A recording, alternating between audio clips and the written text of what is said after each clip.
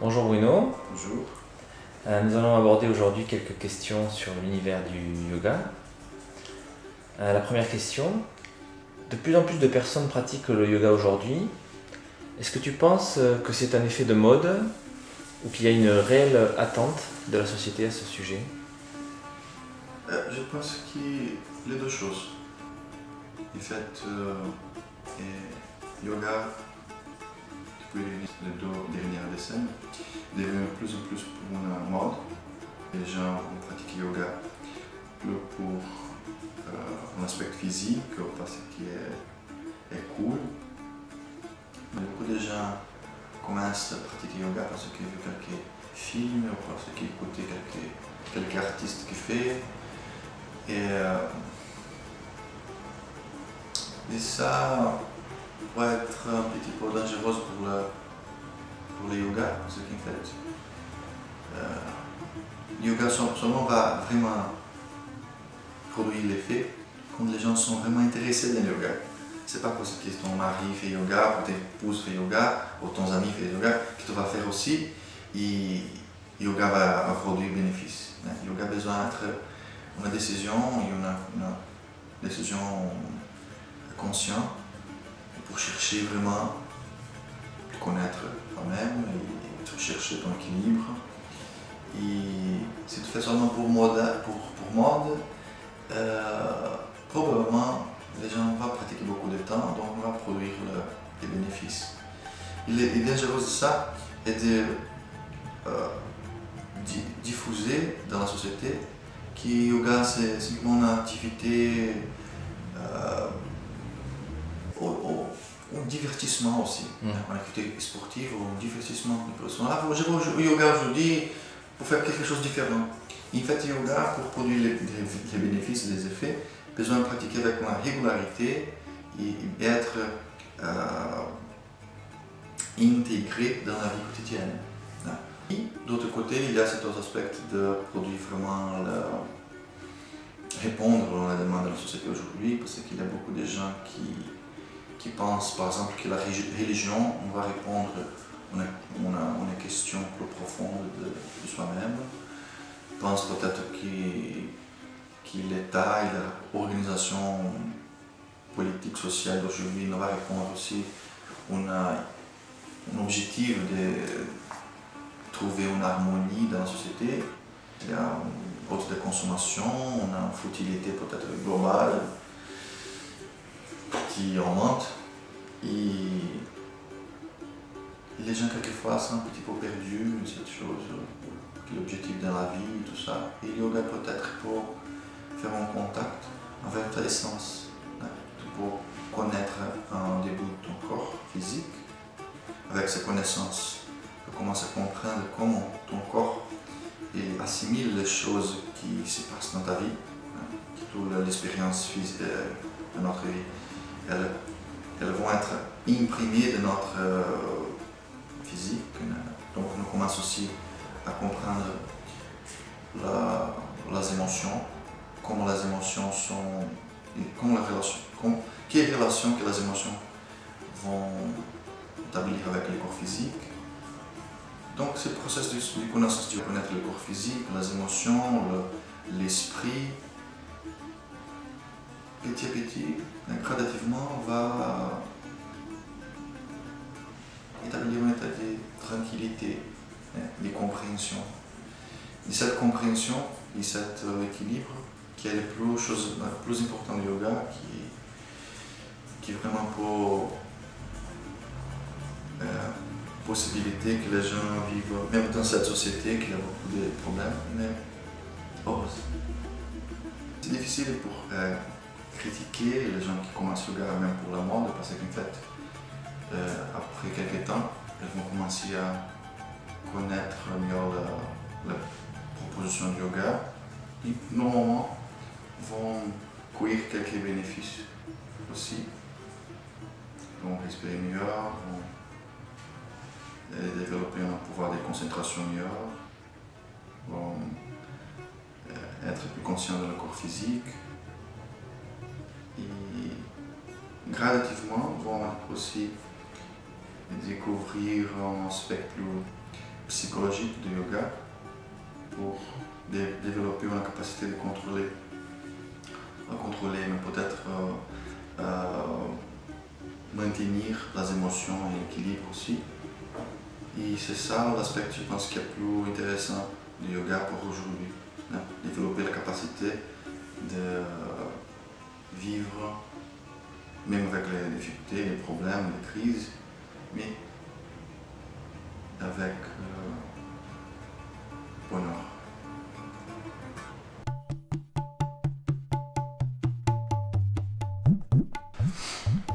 J'ai une deuxième question.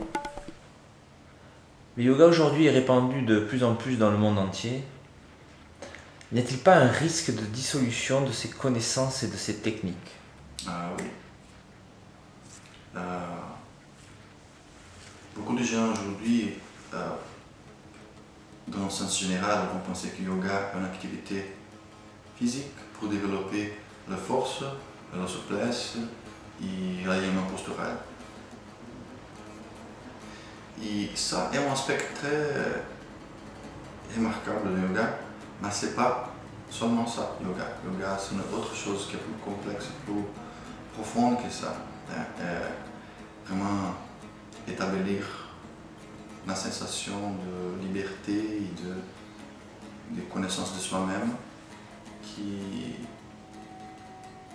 va vraiment établir une état de paix, de tranquillité et de bonheur.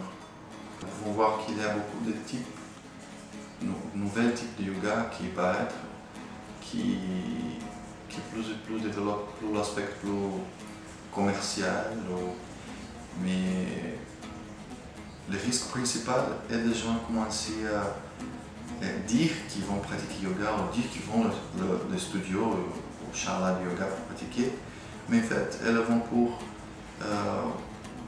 développer plus l'ego, qui est au contraire de ce que yoga cherche. Yoga cherche la transcendance de l'ego. Le désir est le principal obstacle. Notre société est normalement occidentale, en ce moment, elle cherche la réalisation du désir.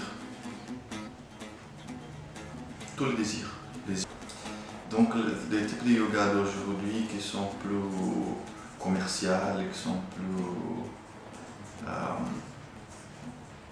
adaptés aux intérêts du public, aux intérêts du grand public, normalement c'est un yoga qui va jamais produire ces effets, va seulement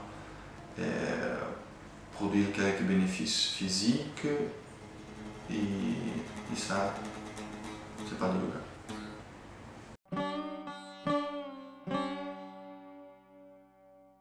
J'ai une troisième question à aborder aujourd'hui.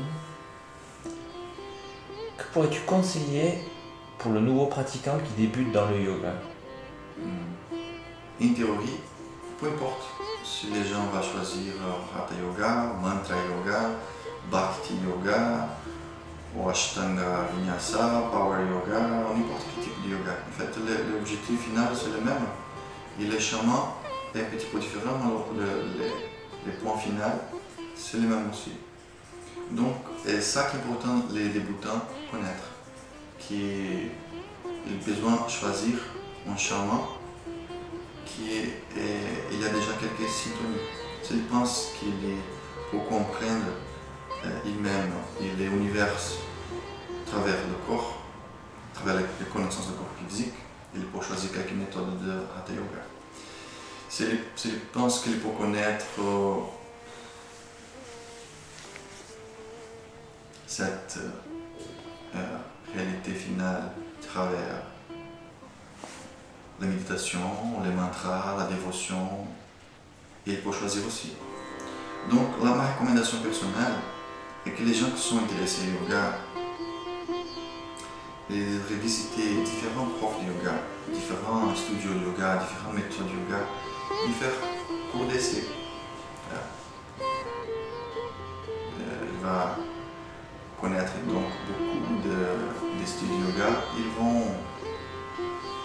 Quand il va arriver dans la maison, il va arriver près, avant de dormir, il va fermer les yeux et après il va penser quelle méthode qu'elle pense qui est vraiment pour amener plus liberté, amener plus connaissance, amener plus équilibre. Hein. Normalement, les méthodes qui peut-être qui est plus facile pour toi, pour ton cas, ce n'est pas les meilleures méthodes. Peut-être une méthode qui est exigeante et demande que tu développes quelques capacités qui sont atrophiées. Donc normalement, nous avons besoin de choisir une méthode qui vont développer les choses qui sont faibles dans notre univers personnel. Si tu as difficulté de souplesse, donc choisis une pratique qui va t'amener souplesse. Si tu as difficulté pour concentration, choisis une pratique qui va développer la concentration. Parce qu'il y a une tendance aujourd'hui de gens ah non, je ne vais faire ça parce que je ne suis pas souple. Donc ils vont faire les choses déjà qu'ils sont capables de faire. Ils vont choisir une méthode qui est déjà facile, qui n'exige pas la souplesse ou la concentration. Donc les questions fondamentales du yoga pour établir la plénitude et développer tout aspect qui est de notre personnalité. Donc mon conseil c'est ça. Un autre aspect aussi, pour recommandation pour débutants, est comprendre que le yoga, c'est pas un aspect, c'est non une pratique pour haute flagellation, pour se faire blesser. Hein? Et il y a quelques douleurs physiques, quelquefois quand tu fais hatha yoga ou quand tu restes dans la méditation beaucoup de temps. Mais le yoga, c'est pas sentir douleur.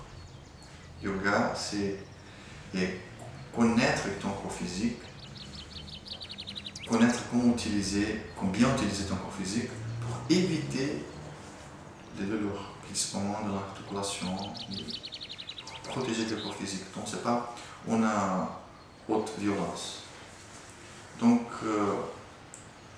pour débutants, quand on va choisir un type de hatha yoga, par exemple, il est besoin de voir vraiment si pendant les semaines de pratique, il y a quelques douleurs dans les genoux, dans les articulations principales, il est besoin de parler avec le prof. Hein, parce que ce type de douleur dans l'articulation ou vertèbre, ce n'est pas nécessaire pour l'élimination. Très bien, voilà, c'est tout pour aujourd'hui. Si vous avez d'autres questions à poser à Bruno, n'hésitez pas, laissez-les ici. Laissez vos commentaires sur YouTube et très prochainement nous referons une nouvelle vidéo afin d'y répondre. Merci Bruno, Merci. namaste. Namaste.